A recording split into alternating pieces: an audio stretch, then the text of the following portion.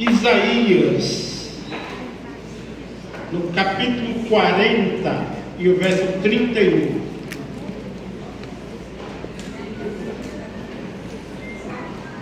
Isaías, capítulo 40 e o versinho 31. Esse barulhinho na folheando a Bíblia é gostoso, né? Mas estou vendo muitos que já acharam, né? Quem já achou diz amém. Misericórdia para algum? Não sabe o que é Isaías, está no comecinho da Bíblia, depois de Gênesis. Vamos orar, feche seus olhos. Querido Deus, nosso Pai, graças, louvores e honra, Senhor, nós damos a Ti neste momento. Os Teus filhos de Panorama, Senhor, estão com os ouvidos e o coração aberto para Te ouvir. Não permita que o Elias fale, Senhor, mas toma posse desse microfone, toma posse da minha mente, toma posse da minha voz, para que nós possamos transmitir o recado que Tu tens nessa manhã. Por favor, Senhor, que nenhum pensamento alheio a esta programação se faça presente nesse momento. Que o Espírito Santo de Deus, Ele comece a passear nesse auditório, nessa igreja, nesse templo agora, Senhor, como Ele fez na primeira hora. Ele começa a tocar e o seu toque Ele restaura e refaz. Se tem alguém, Senhor, aqui sem esperança, angustiado, com problemas, com alguma enfermidade, com sofrimento na família, no trabalho, Senhor, por favor, Deus, resolve para nós. Nós não sabemos resolver, porque se a gente soubesse resolver, o Senhor não precisaria existir. E nesse momento, a Tua palavra aberta, nós vamos ouvir a Tua voz nessa manhã. Dá-nos a Tua unção, a Tua graça, em nome do céu. E a igreja diz: amém. Louvado seja o Senhor. Isaías 40, 31 diz assim: mas aqueles que esperam em quem? O Senhor. Vou repetir: mas aqueles que esperam em quem? O Senhor. Faz o quê? Renova as suas forças, voam alto como o quê? Correm e não ficam exaustos, ou correm e não se cansam, andam e não se fadigam. Tem expressão na Bíblia que é diferente, mas o que importa é que aqueles que confiam no Senhor não se cansam. Tem alguém aqui nessa manhã que já pediu algo para o Senhor e está cansado de esperar? Tem alguém? Tem alguém aqui nessa manhã que tem pedido assim: Senhor, eu estou meio doentinho, eu estou meio machucado, eu quero que o Senhor me cure. Está certo esse tipo de oração, igreja? Lembram de Jesus quando Ele estava no Getsemane, que Ele de joelho ali, carregando o peso do meu pecado, do seu pecado. Ele olha para o céu e diz assim: olha, Pai, eu, em outras palavras, não quero mais. Está doendo, está cansado, eu não aguento mais os terráqueos, eu não aguento mais os membros da igreja do Panorama. Eles vêm a mim, como diz a Tua palavra: aquele que vem a mim de maneira nenhuma o lançarei fora. E quando nós vamos a Jesus, Ele pega o meu pecado, o seu pecado, Ele apaga. Já pensaram que coisa espetacular? O nosso Deus, Ele apaga as nossas transgressões. E a Bíblia diz que Ele joga onde? Nas profundezas do mar. Onde é as profundezas do mar? Você tem coragem de Ele levar em alto mar e fazer você mergulhar para ver quantos metros dá? Ninguém consegue ir até o fundo do mar, irmãos. Não tem ainda uma tecnologia que leve você até lá. Mas você sabe que nós, os pecadores, temos uma mania de desenterrar pecado. Deus pega o meu pecado, o seu pecado, Ele lança nas profundezas do mar. E a Bíblia diz que Ele não lembra dele. Mas a gente fica lembrando. Às vezes a gente diz: rapaz, aquele pecadinho que eu praticava, ninguém sabia, só eu. Era tão bonzinho. Se eu pecar novamente, Deus me perdoa. E você lembra de que Deus perdoa quantas vezes? 70? Cadê os matemáticos? Dá quantas vezes? 490 vezes. Aí você pega tranquilo, não é a primeira vez. Aí você pega a sua agenda. Vocês sabiam que tem pessoas que têm uma agenda de pecado? Não? Aí ele pega e anota lá, uma. Aí ele pecou, o Espírito Santo vem, incomoda, porque você fez pela primeira vez. O Espírito Santo começa a falar no seu ouvido: mas por que você fez? Por que você pecou? Aí Deus olha no céu e diz: ei, filho, Elias, não faça isso, está errado. Aí você fica atormentado ali o tempo todo, só pensando. Aí o inimigo vem no seu ouvido, vamos imaginar do lado esquerdo, e ele diz: ei, Elias, ninguém viu, sabe? Sua esposa não viu, o pastor da igreja não viu, o ancião da igreja não viu, o diretor do departamento da igreja não viu, nem o membro da igreja viu. Por que você está atormentado? Aí você começa a lembrar das coisas que Deus tem ensinado a você. Aí você mergulha nas profundezas do mar e vai praticar o mesmo pecado. Aí você é tocado de novo, você recorre a Deus e Deus vai dizer assim: não vou te perdoar. É assim? Ele perdoa novamente. O que me deixa mais feliz, queridos, do que a Bíblia, esse livro aqui é espetacular. Ele diz que o amor de Deus é o quê? Incondicional, infinito. Deus, ele é amor. E por ser amor, Deus, ele está pronto para te perdoar. Deus enviou o seu Filho Jesus a esse mundo. E quando ele estava subindo, ele disse assim: eu vou, mas vou voltar. Eu lembro quando eu era criança, e meu pai dizia: filho, Jesus vai voltar. E eu ficava assim, olhando os olhinhos ali, não sei se alguém conhece a luzinha do Tinga Leão, ali perto de Rio Largo, eu sou daquela região ali, e eu ficava: papai, ele vai voltar? E eu perguntava assim: de manhã, de tarde ou de noite? Aí ele abria a Bíblia e dizia assim: olha o que a Bíblia diz, que ele vem como? Como? Ladrão. Será que alguém recebeu no WhatsApp o zap de Jesus e disse: eu volto? A nossa casa, irmãos queridos, é no Paraná, em Londrina, no Paraná, pertinho. Dá para a gente reunir uma turminha andando pelo asfalto. Só dá 3.000 quilômetros. E a gente vai caminhando, cantando: o céu é aqui quando eu estou a caminhar. Todo mundo feliz. Nós acabamos de ouvir que quem confia no Senhor não se cansa.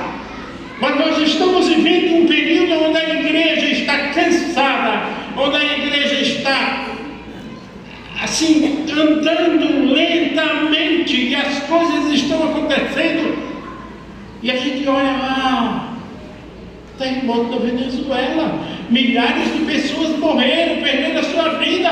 Aí você olha para o outro e diz: é normal. É normal, irmãos, acontecer isso.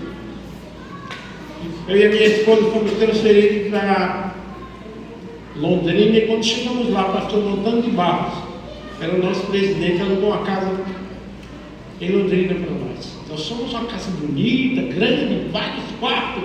Só para mim e ela dizia: olha, cada noite a gente dorme num quarto diferente. A garagem cabia vários carros. E a gente saiu, por uma semana fomos trabalhar. E quando a gente estava no campo de trabalho, o dono da casa ligou. É difícil o dono de casa te ligar. Eu disse: tudo bem?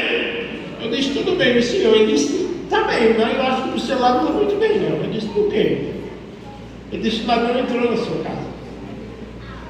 E eu: que legal, o ladrão entrou, nem avisou que vinha. Eu deixar o portão fechado, quem sabe colocar um cachorro ali para espantá-lo. Fomos lá, estava tudo arrumado, a nossa mudança não tinha chegado, só estavam as nossas malas, e eu tinha deixado uma garrafa assim, eu gosto de colecionar moeda. Como a mudança tinha chegado, eu estava colocando uma garrafinha ali, refrigerante, de 2 litros, estava quase cheia. Eu entrei, quando a gente entra, irmão, a gente só pensa naquilo que é bom para nós. Eu entrei, corri para onde? Para ver a garrafinha de moeda. O ladrão não levou. Eu falei para ele, irmão, o ladrão não gosta de dinheiro. Aí levou a mala dela, irmão. Levou tudo, toda a roupa. E agora? Fomos na associação, eles compraram tudo de novo. Estávamos no campo de trabalho 15 dias depois. Senhor Lia, bom dia, tudo bem? Eu disse que o ladrão entrou. Ele disse, quem lhe disse? Eu disse, o senhor só me liga para dizer que o ladrão entrou na minha casa. 2 vezes. Eu, meu Deus, um calor. Ajeitamos a casa, fomos na rua, compramos um ventilador, e eu entrei com o ventilador no braço e fui lá para o lavabo e coloquei o ventilador. Quando eu fui sair, eu disse, Senhor meu Deus, guarda a minha casa, coloca anjos, Senhor, com a espada de fogo para que ninguém entre. Amém. Vamos, amor? Quando eu fui chegando no carro, disse, espera aí. Voltei lá, peguei o ventilador, coloquei debaixo do braço, abri a mala do carro e coloquei dentro.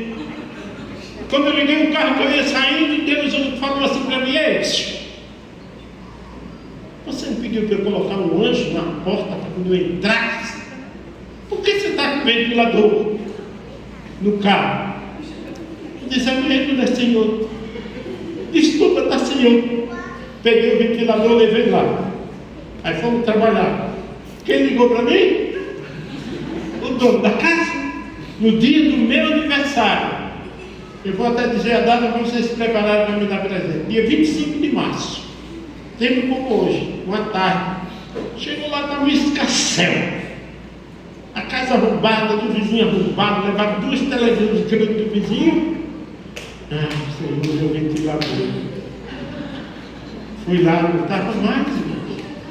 Aqueles que confiam no Senhor não se cansam. E acreditam e creem que Deus é Deus. E Ele está aqui nessa manhã para fazer você acreditar nele, para fazer você confiar nele, para fazer você dizer assim, olha Senhor, eu estou com um problema na minha família, confia em mim. Senhor, eu estou com um problema de saúde, confia em mim, porque tudo isso é para a honra e glória do Senhor. Eu estou com câncer, Senhor. Obrigado, Senhor, pelo câncer. É para a honra e glória do Senhor. Senhor, obrigado, Senhor, porque o meu filho tirou nota baixa. É para a honra e glória do Senhor. Senhor, obrigado, porque o meu carro bateu o motor. Glória a Deus. É assim? Não.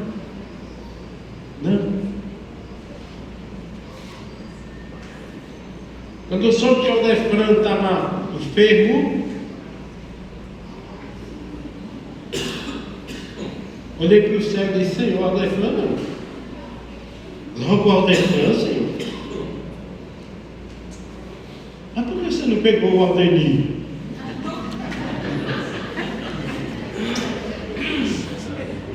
Tudo bem? Podia ser o Miguel. Nesse pilotão dele, você não pegava assim, sabe?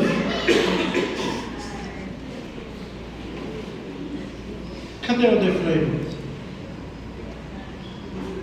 Morreu ou dormiu? Nenhum dos dois. O Aldefran ali. É para a honra e glória do Senhor.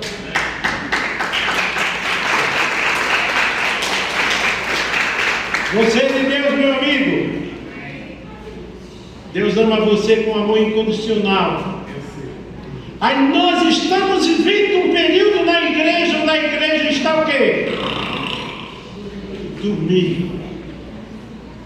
Nós estamos vivendo um período na igreja onde as pessoas não têm compromisso com Jesus. Nós estamos vivendo um período na igreja que quando o Aldenir e os outros anciões dizem trabalho missionário, tem que arrumar gente, a igreja tem um peso. Nos cultos de quarta-feira a igreja está lotada. No culto de domingo a igreja está cheia. nos cultos de quarta-feira, louvado seja o nome do Senhor, só agradecer. Não. Parece que os membros da minha igreja, eu falo no mundo, parecem crentes morcegos. Irmão Elias, o que é um crente morcego? Vocês já olharam para o morcego, irmão, pendurado no telhado? Como é que ele fica? De cabeça? Para baixo. Será que nessa manhã eu estou falando com algum crente morcego?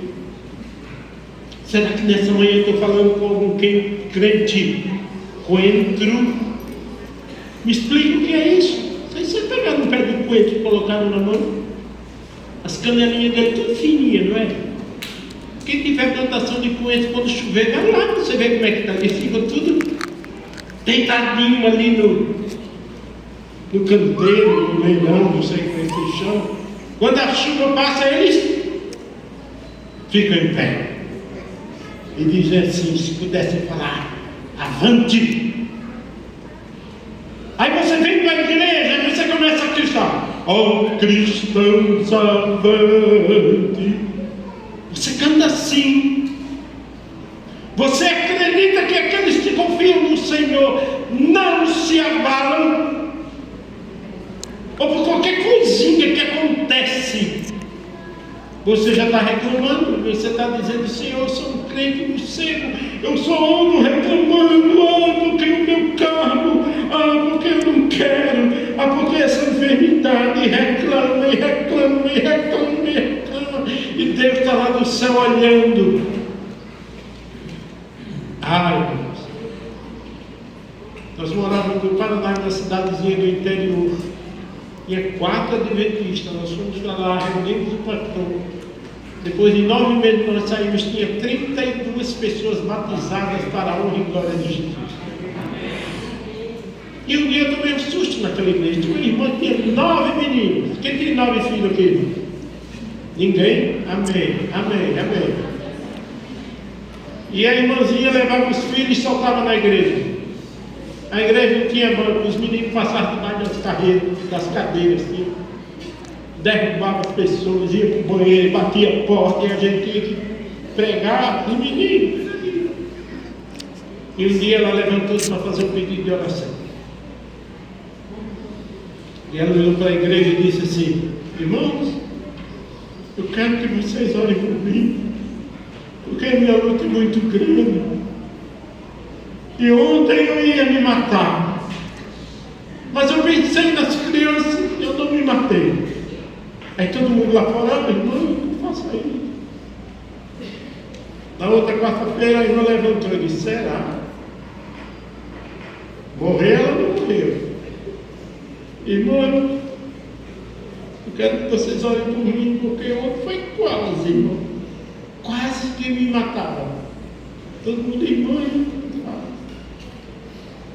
Passou 8 dias, a irmã na quarta-feira, irmão, por favor, irmão, está bem perto de eu morrer. Eu estou com muita vontade de me matar. Olhei para minha esposa e disse assim, se ela tentar se matar outra vez, eu vou ensinar como é. Nós estamos vivendo uma geração de mimimi da igreja. Qualquer coisinha está com raiva, qualquer coisa não quero mais, porque o ancião não deixa, ele passou por mim, não falou. O culto termina tarde. Mas para ir fazer as nossas coisas não tem tempo. Para assistir um jogo da Copa do Mundo, você vira à noite. Eu estava em casa, o celular tocou, um irmão abençoado, preciso dizer o nome porque vocês conhecem. Irmão Elias, é pecado assistir o jogo? Eu disse, claro que não. Mas irmão, o jogo é na sexta, eu disse, não é pecado, você está sem fazer nada. Sério, irmão? Eu disse, concordo, quer que eu vá assistir com você? E você veio e disse, posso levar minha Bíblia? É para assistir o jogo, irmão.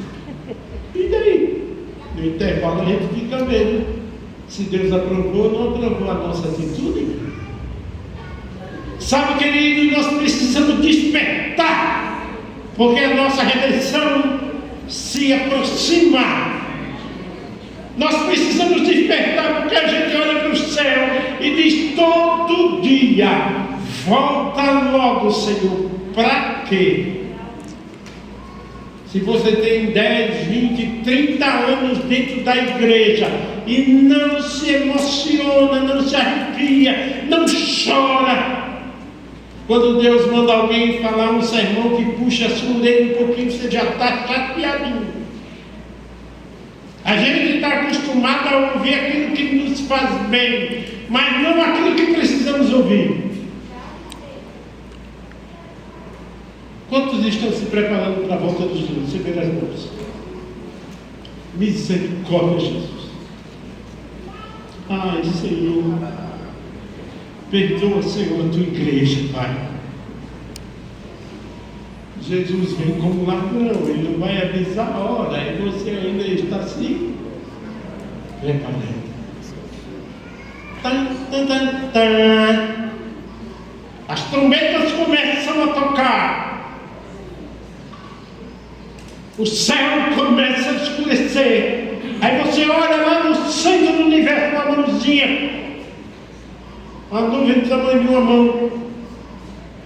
Aí você corre lá fora e diz assim: Jesus, será que é Jesus? Eu acho que não. Eu acho que a nuvem do tamanho de uma mão não é tão pequena assim. Acho que é uma mão maior, não é? Mas deixa eu ver lá na Bíblia. Diz o tamanho da mão. Não adianta. Sabe por quê? Porque se Jesus voltasse hoje, muitos que estão na igreja ficariam fora do céu. Sabe por quê, queridos? Porque muitos de nós não estamos preparados, estamos nos preparando, e a Bíblia diz que Ele vem sem avisar. E aí quando Jesus voltar, você está se preparando. Você sobe ou você fica? Quantos estão preparados para receber Jesus na nuvem dos céus? Vocês não estão vendo, não. Eu estou vendo aqui. Na primeira pergunta, alguns levantaram o braço esquerdo. Na segunda pergunta, agora levantaram o braço direito. Por que estão com medo? Estão com medinho, é? Aí você vê guerras, rumores de guerra, pai contra filho, filho contra pai, casamentos sendo destruídos, inimigos sacolejando as famílias dentro da igreja. E você está dizendo assim: é normal? Ai, não se preocupe não. É necessário que essas coisas aconteçam. Você se pega nisto. Quando a Bíblia diz que quando Jesus voltar, o mundo estará parecido com os anjos do inferno, tudo bagunçado. E a igreja de Deus diz que está militante, caminhando para o alto e avante. Uma pequena quantidade. Salvação, ela é individual. Você precisa estar pronto. Aí você diz: está demorando.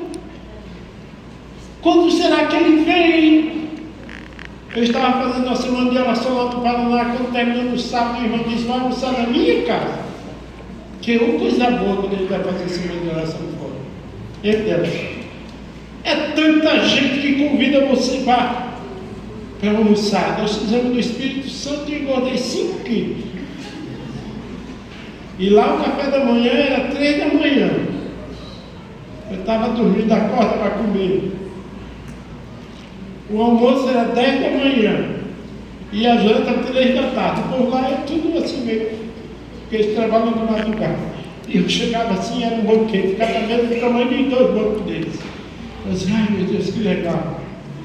Hoje em dia a gente vai almoçar na casa dos irmãos de Caruaru, não tem expectativa nenhuma. Sabe, quando nós olhamos para a proximidade da volta de Jesus, a gente olha, a Bíblia diz: levantai as vossas cabeças, porque a tua redenção está pronta. Eu lembro de uma musiquinha quando eu era criança, não sei se é o Deni, ou o Defran, não sei se não tinha o tempo, não é? Aí não vou dizer a minha idade não, para ninguém descobrir, mas tinha uma musiquinha que dizia assim: com a Bíblia na mão, eu sigo contente, alguém apontando, ali vai um crente, ó que nome bendito, o Senhor pôs em mim. A gente olha para a igreja: se tu queres também, pecador, poderás ser assim. Eu conversando com meus filhos, jovens, eu estava falando para a Letícia, eu disse: não mexa com os jovens da minha igreja, sou apaixonado pelos jovens. Irmãos, eles não estão errados totalmente. E aí eu disse: filho, presta atenção, papai, 14, 15 anos, 16 anos, cristão tem que ir para a igreja com a Bíblia no peito, do lado, na bolsa. Porque são 3 fases do cristão: com o peito, é quando ele não tem vergonha, ele olha para a palavra de Deus e diz assim: aquele que se envergonhar de mim, eu me envergonharei dele diante do meu Pai. Eu disse: cadê a Bíblia de vocês? O mais novo disse: que legal, filho. No coração, ele olha para mim: nada, coroa. Que nada, coroa? Está no celular, aqui, escondido. Não sou contra o celular, a tecnologia. Olhem para mim, queridos, agora em nome de Jesus. Se Jesus fosse investir em você, em mim, na minha esposa, na minha família, na família de vocês, aquilo que vocês fizeram nos primeiros 6 meses de 2026, o que seria de nós? Se Ele fosse investir na minha vida, na minha saúde, na minha família, no meu espírito, na minha espiritualidade, no meu carro, no meu comércio, nas minhas coisas, por que não? A gente merecia.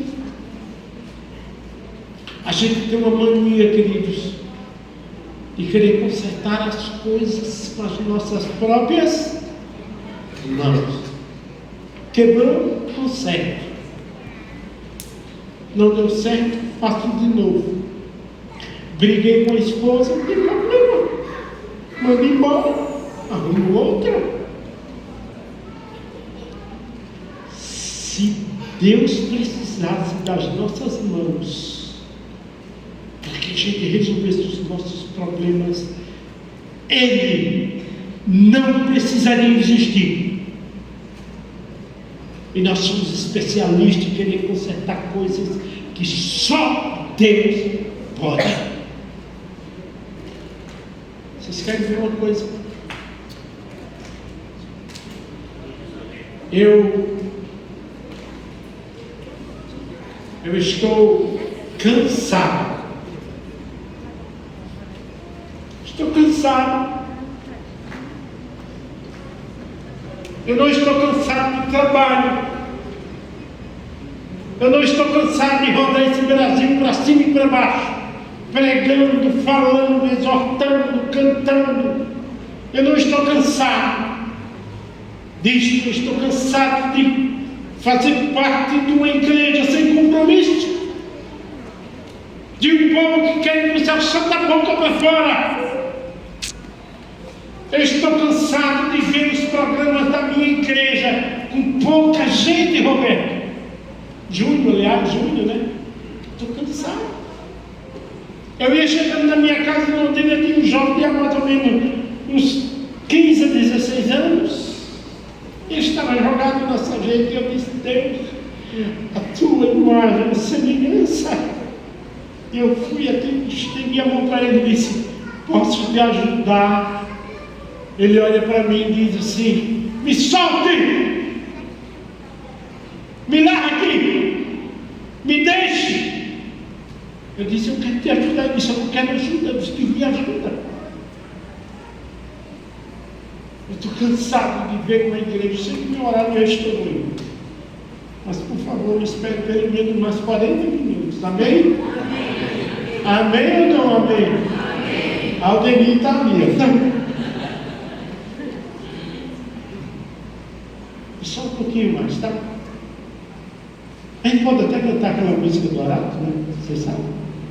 É só um pouco mais, um pouquinho mais, logo irei terminar. Eu estou cansado, igreja do Panorama. Eu estou cansado, irmão, de ver famílias sendo destruídas.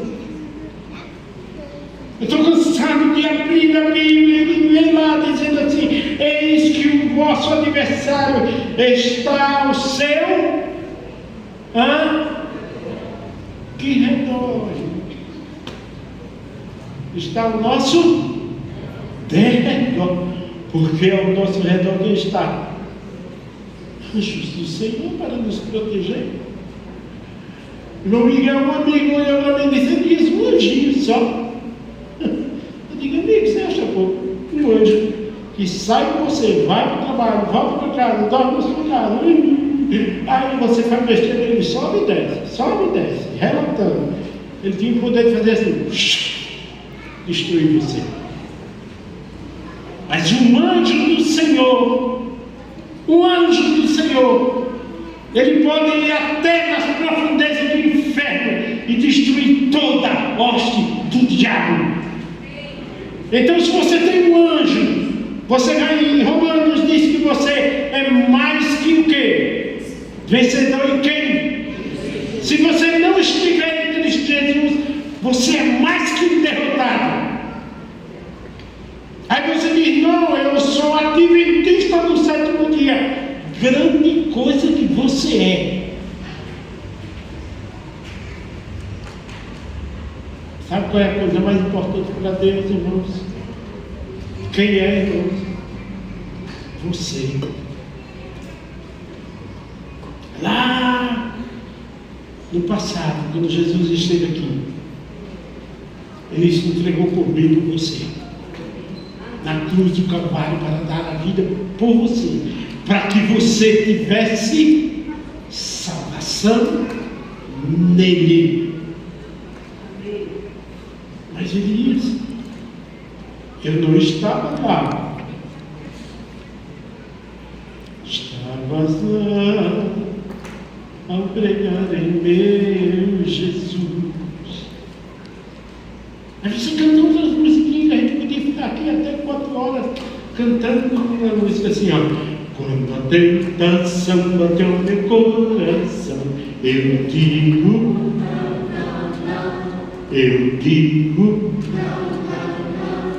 Aí tem muitos adventistas que dizem assim, quando a tentação bateu no meu coração, eu digo sim, sim, sim. Só uma vezinha, ninguém está vendo. Nós precisamos ser adventistas, cristãos adventistas blindados no sangue de Jesus.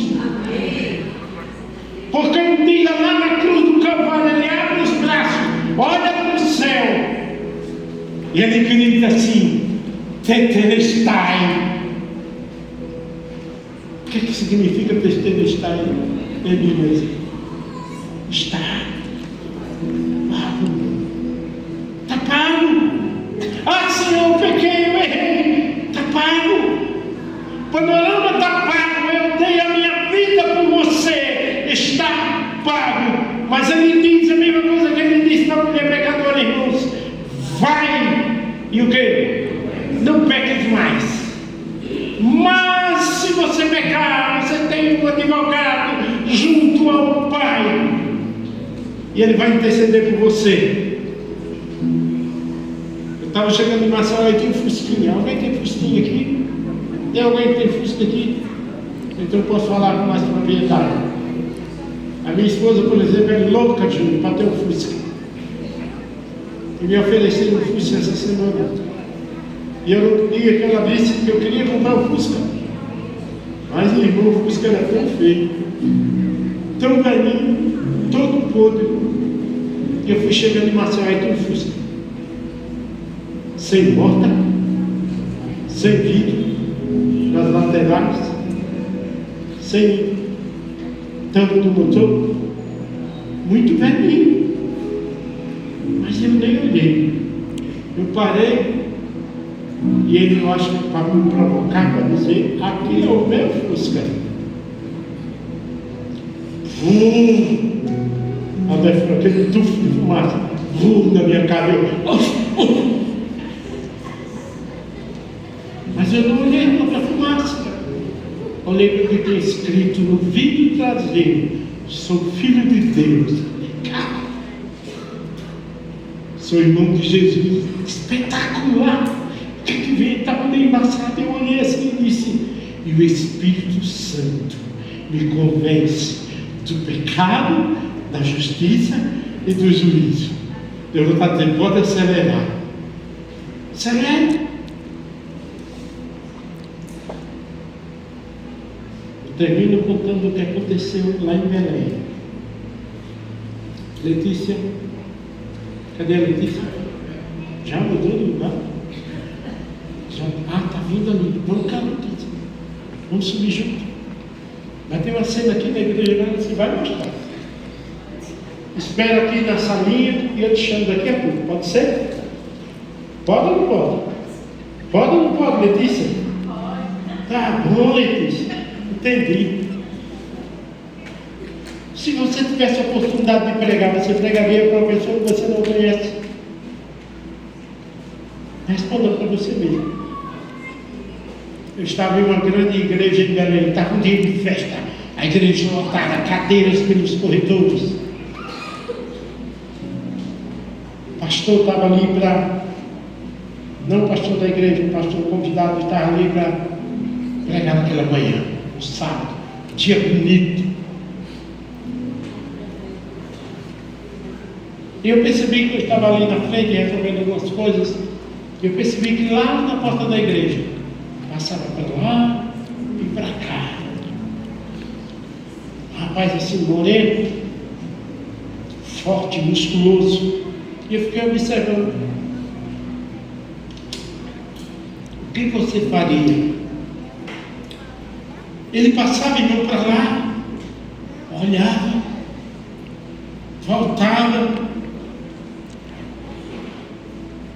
passava, voltava, e eu olhei agoniado. Eu digo: ai meu Deus, se eu pudesse estar ali. Perdi a paciência, fui aí os meninos estavam na porta e disseram assim: você está vendo aquele rapaz, ele passa para lá e para cá. Eu disse: vocês não foram lá? Não. E você vai? Eu disse: claro. Você sabe quem é ele? Eu digo: vou saber agora. Eu gosto dessas coisas.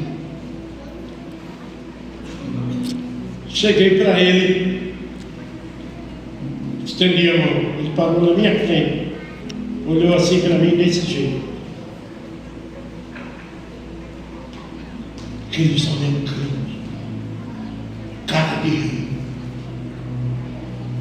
semblante de mal, semblante de uma pessoa possessa. Eu estendi a mão para ele e disse: bom dia. Quando a gente estende a mão e dá um bom dia, o que a gente espera de volta?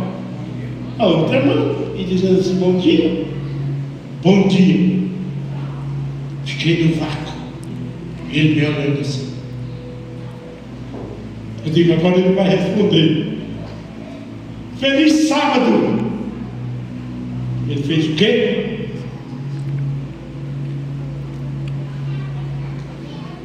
A gente não pode perder tempo. Não perca tempo, porque tempo para Jesus vale ouro, diamante, pedras preciosas, porque uma vida valeu o sangue de Jesus na cruz do Calvário. Eu disse: você não quer entrar na igreja? Pela primeira vez ele falou comigo: não posso entrar aí. Eu disse: por quê? disse para mim: não tem jeito. Tem jeito, igreja? Tem jeito, igreja? Jesus dá jeito, igreja? Você perderia tempo, igreja? Diz: por que você não pode entrar? Ele disse: eu sou muito ruim, não tenho esperança mais para mim. Diz: tem. Jesus deu a minha vida, a sua vida por mim, por você. Ele disse: por você, por mim não. Aí eu me aproximei querendo fazer uma amizade mais estreita ali com ele. Eu disse: senta. Ele olhou para mim assim e disse: você sabe com quem você está falando? Quando a gente ouve alguém falar assim, eu estava assim, irmãos, todo arrumadinho, bonitinho, e ele estava com a jaqueta, com as mãos no bolso assim. Eu disse: se apresente, por favor. E eu bem colado nele assim. Ele olhou para mim e disse: eu sou pistoleiro de tráfico. Ele abriu a jaqueta, tinha uma pistola toda cromada na cintura dele. E eu pensei: que pistola bonita. Ele disse: o que você vai fazer? Ele disse: tem uma mulher aí do outro lado, ela está devendo um tráfico. O chefe mandou eu matar ela. Era mais ou menos umas 10 horas. Ele disse: eu tenho até meio-dia para matá-la. Se eu não matar, quem morre sou eu. E eu fiquei ali: Senhor, o que é que eu faço? Ai, Deus, me ajuda. Me dá a palavra, Senhor, sabedoria. Porque o cristão é sábio. O cristão sabe responder com sabedoria nas horas certas. Senhor, me ajuda, Pai. E Pai, com aquele silêncio de mim, eu disse: já sei. Você tem que matá-lo até que hora? Até meio-dia. Veja, irmão, que ideia que eu tive. E faz o seguinte: você entra na igreja, eu vou com você. Você assiste o culto. Mas antes de entrar na igreja, você vai em casa, porque ele disse que morava pertinho, guarda a arma. Mas eu tenho que matá-la. Eu disse: calma, o culto termina uns 15 minutos antes do meio-dia, mais ou menos. Aí você corre em casa, você vai em casa assistir o culto, tem um encontro com Deus. Aí você vai lá, pega no armário a sua pistola, coloca aqui, passa aqui em frente da igreja. Você chega lá e diz assim: é você fulano de tal? Pum, pum, pum, e mata e vai embora. Eu não tive uma ideia boa. O que é que vocês acham? Não foi legal? Mas antes você tinha que fazer o quê? Guardar a arma e assistir o culto. Entrei, sentei ao lado do pastor, achando que era o último biscoito do pacote. Enquanto eu estava ali, Deus estava preparando uma libertação e a gente nem sabe. Eu disse: pastor, fala, está vendo aquele morenão lá no último banco do lado direito, olhando para o senhor, aquele baixinho forte? Eu disse: quem é ele? Não é da igreja. Ele disse: pistoleiro. E pastor, ele tem até meio-dia para matar uma mulher aqui atrás da igreja. Os nossos pastores são muito corajosos. E ele disse: você fez o quê? Eu disse: eu dei uma ideia sensacional, uma ideia do céu. Eu mandei ele guardar a arma, o senhor vai pregar, ele vai se converter. E é mesmo? Eu disse: olha, ele vai guardar a arma e depois do culto ele vai lá pegar a arma e pau, pau, pau. Você falou isso para ele? Sim. Você é louco? Eu digo: mas não sou eu que vou matar, mas sou ele. Mas antes eu estou indo para a igreja, e o pastor olhou para mim e disse: o problema é seu, pastor. Através do Espírito Santo prego para converter.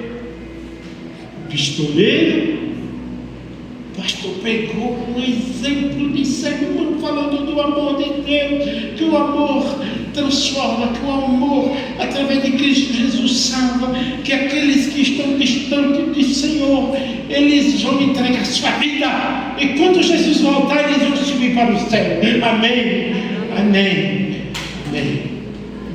O pistoleiro vai subir, o traficante vai subir, o adventista vai subir, para a honra e glória do Senhor. Eu nunca vi um sermão tão lindo sobre o perdão. E enquanto ele estava pregando, ele tremia, ele soluçava, ele suava. E aí o pastor no final fez aquele apelo do céu. Disse assim: será que nessa manhã tem alguém que está aqui, que enquanto está aqui está pensando em fazer outras coisas que não agradam ao Senhor? Foi falando, e eu olhava, e ele chorava, e ele chorava, e ele chorava, e ele falou assim, que estou todo arrepiado, irmãos. Ele disse assim: olha, quem aceita Jesus como seu Salvador e jogar a vida passada no lixo? Ele disse: eu. Levantou-se, colocou as mãos para o alto. E quem foi que veio, irmãos, para frente? Que pistoleiro. Ele se converteu, irmão. Mas você tem razão, ele é pistoleiro para salvar almas para Jesus. E atira com essa arma aqui, porque essa arma aqui ela não mata, ela salva em Cristo Jesus. Quantas e quantas vezes você já pegou essa arma e levou pessoas para o reino dos céus? Ele veio chorando, a igreja orou, todo mundo abraçando. Lá fora ele disse: quero falar com você. Eu digo: nossa, desistiu. Ele disse: você tem um problema. Eu disse: qual o problema? Ele disse: já é mais de meio-dia, já está sendo observado, eu vou morrer. Eu disse: o que é que você quer? Ele disse: quero ir embora. Quando sua mãe mora em tal lugar, ele disse: eu não quero dinheiro, só compra uma passagem e me coloca lá. Catando um pouquinho de outro, e agora me disseram assim: toma o dinheiro, eu não vou levar. Ele está ameaçado. Eu disse: mas tem uma pessoa que vai levar. Quando eu olho, lá vem o pastor. Eu disse: o carro do pastor é novo, ele é corajoso e ele é forte. E eu disse: pastor? Ele disse: fala, meu amigo. Eu disse: o ex-pistoleiro, ele quer que alguém vá levar. E o pastor: não, vem cá, amigo, quem vai levar é o senhor. Ele disse: eu tenho uma visita agora, pastor. A gente ri, a gente brinca, a gente acha engraçado, mas não é nada engraçado. Não é nada engraçado. Claro, foi levar lá. Quando ele foi saindo, ele olhou para trás e disse: vocês ainda vão ouvir falar de mim. Eu tenho 16 anos casado com essa princesa. De vez em quando eu lembro daquele rapaz, eu nem lembro do nome dele, mas não quero nem saber, porque quando a gente chegar no céu, desde aqui a gente já está treinando, e a gente canta assim: ao novo nome lá na glória, é o meu, sim, é o meu. Qual é o seu nome lá na glória? Não sei, quero nem saber. Eu quero saber que eu vou encontrar você na Canaã celestial. Eu quero saber que eu vou encontrar a igreja do Panorama no céu, salva em Cristo Jesus. Só vou pedir uma coisa a vocês para encerrar a mensagem: ore mais, leia mais, pregue mais, dê mais testemunho. Porque Jesus está voltando. Eu costumo até mudar. Jesus nem está mais voltando, Ele está chegando. Quando Jesus voltar, onde você vai passar a sua eternidade? No céu? Ou vai ficar por aqui? Não se contentem em ser adventista do sétimo dia, mas seja um cristão adventista do sétimo dia. Que o Senhor te abençoe e te guarde. Que o Senhor faça resplandecer o seu rosto sobre você. Que o Senhor tenha misericórdia de você. E que em meio à turbulência desse planeta, no seu Getsemane, no seu deserto, você tenha paz. Cadê a Letícia?